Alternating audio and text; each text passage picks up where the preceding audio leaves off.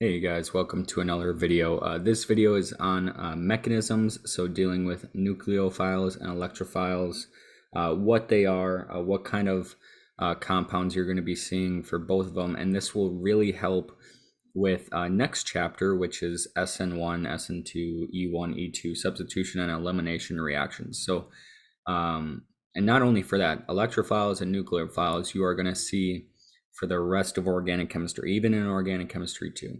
So this chapter is crucial for your understanding, and it takes a while to really know and learn what kind of compounds are either an electrophile or nucleophile. So what is a nucleophile? A nucleophile likes to donate a pair of electrons. So that sentence looks very similar to something you have already seen. Donate a pair of electrons. That means a nucleophile, or NuC is an abbreviation for nucleophile, is a Lewis acid. So a nucleophile is a Lewis acid. So if it helps to think of that in general chemistry terms, you can choose to do that. So a nucleophile donates a pair of electrons to an electrophile. Those two go hand in hand. So what is examples of a nucleophile?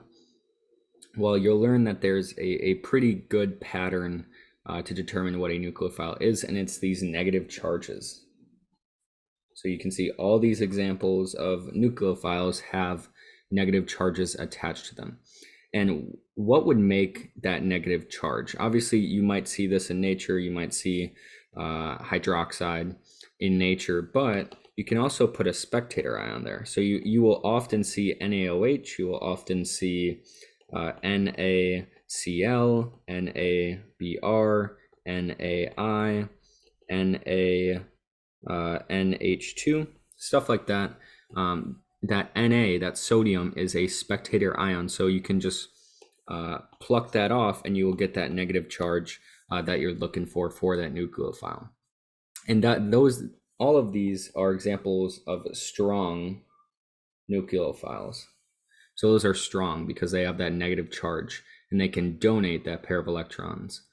You can also have stuff that is a weak nucleophile. And what is the difference that we see for these weak nucleophiles?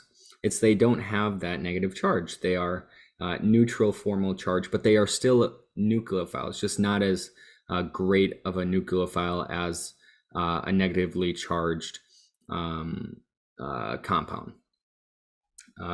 Also, nucleophiles can be alkenes and alkynes, so those can be nucleophiles as well.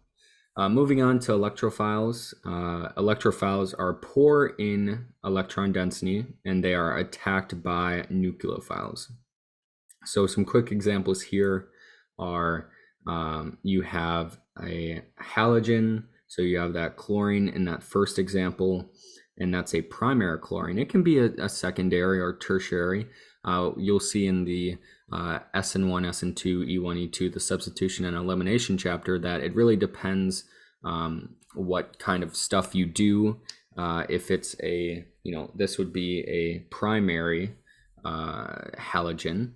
And then we can also have stuff like this, where you can pull off that double bond and the nucleophile can do an attack right there. So these are examples of electrophiles. I have this table right here that shows you guys, the difference in nucleophiles and electrophiles and the examples for both. One of those that I didn't share is this carbocation, which is basically if you have a carbon that is only attached to 3 different things, and it likes being attached to 4, but it only has 3. That's why there's a +1 formal charge. That would be an example of an electrophile, because your nucleophile, say we have a nucleophile right here, can attack that carbon and do something with it. And you'll learn the terms. It can substitute or it can eliminate in this next chapter. But this chapter is just going over the 2 major players in the game, which is a nucleophile and electrophile. Something that I won't cover too much because it just comes naturally in organic chemistry is learning these 4 patterns of arrow pushing between nucleophiles and electrophiles. So You will see these patterns throughout this entire chemistry course, and it's easy to pick up on them. That's why I'm not really going through it. In some of your courses, I bet you'll have to maybe memorize these, and they're all pretty straightforward. The first one is a nucleophilic attack. So your nucleophile is attacking your electrophile to form something new in your product that is shown right here. A proton transfer is what I was just saying. You have a transfer of protons, so it's in the name. We have our base. Remember, bases like to accept hydrogens, and acids like to donate hydrogens, and that is what is being shown there. You have the loss of a leaving group, and this is pretty important terminology, the difference between a good leaving group and a bad leaving group.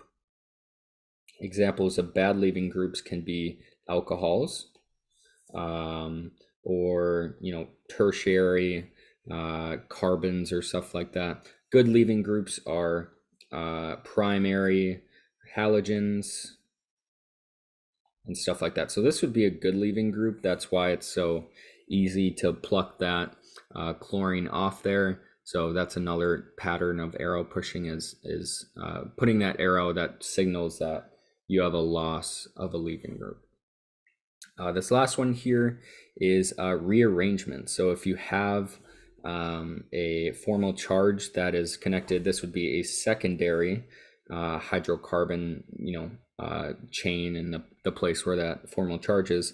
You can switch it so it ends up as a tertiary carbocation instead of a secondary, and it tends to like to do that. If you look at, obviously this would be 4 carbons or 3 carbons right here, and you only have a secondary carbocation, you can rearrange it to make it a tertiary.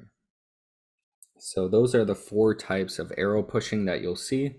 And I said right here, depending on your learning style, these patterns can be memorized or done enough times will be implemented naturally. So it really depends on your professor, and if you'll have to explicitly memorize these patterns. And that wraps it up for this video. So this was a short and sweet video. Again, for this next chapter, these nucleophiles and electrophiles will be crucial for your learning. So hopefully I'll see you guys in the next video, and have a good one.